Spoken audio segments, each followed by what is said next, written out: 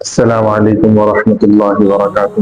دوستو، لوگ کہتے ہیں نا کہ میں اپنے بچے کو حافظ اور عالم بناؤں، تو بننے کے بعد بچے کیا کھائیں گے؟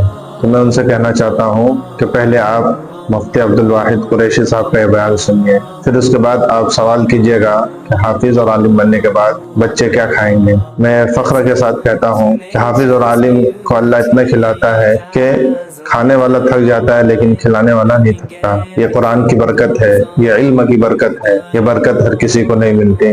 یہ نہ کہنا مولوی بڑھے گا تو کھائے گا کتوں، کہاں سے کھائے گا؟ بھائی منہ سے ہی کھائے گا، ناک سے اور کان سے نوالا نہیں جائے گا۔ مولوی بنے گا عزت کا کھانا کھائے گا۔ یہ 4 سے 5 بار میں آج بھائی برہان اور ان اپنے میزبانوں کو کہہ چکا میں نے کھانا نہیں کھانا نہیں کھانا، 4 سے 5 بار تو شاہ جی پوچھ چکے۔ آپ کہتے ہیں مولوی بنے گا، کھائے گا کہاں سے؟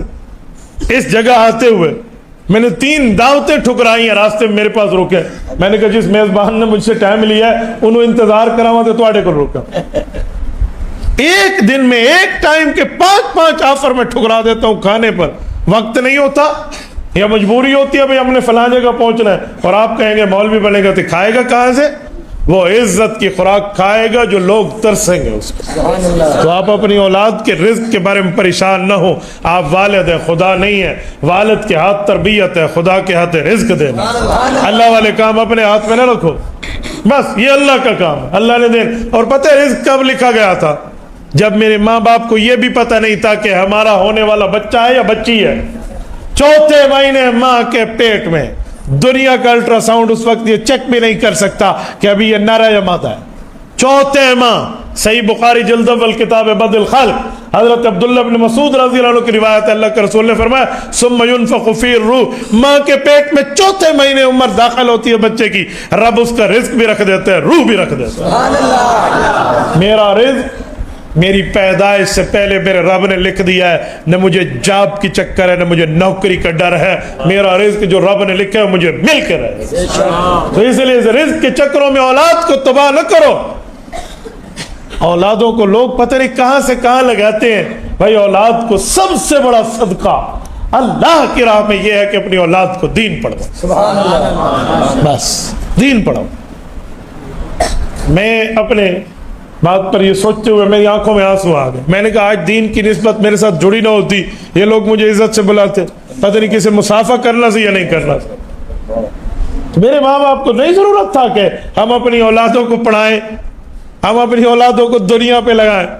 میرے والد صاحب نے 2 ہی مجھ سے وعدہ لیے تھے، 12ویں نمبر پہ اس کی آخری اولاد ہو۔ مجھ سے قبل 6 بہنیں ہیں، 7 بہنیں ہیں، اور 7 بہنوں کو میرے ابا نے قرآن کریم اور حدیث نبویہ کی تعلیم دی۔ سبحان اللہ۔ اور جب بیٹے بعد میں پیدا ہوئے، کبھی ابا نے ہم سے ڈیمانڈ نہیں کی، کبھی ڈیمانڈ نہیں کی، پڑھو کماؤ گے کھاؤ گے۔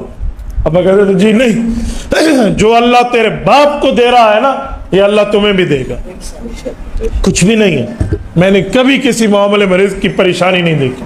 میں آپ کے سامنے بیٹھا ہوں۔ یار مجھے ایک بات بتاؤ، آپ کے والد کا اکاؤنٹ آپ کے پاس ہو اور ATM آپ کے پاس ہو، آپ کو پیسے پر پریشانی نہیں ہوگی بھی ATM میں ہے، یا رب کریم کے لیے دعا آپ کے پاس ہے، اس سے بڑا ATM آپ کو کیا ہے؟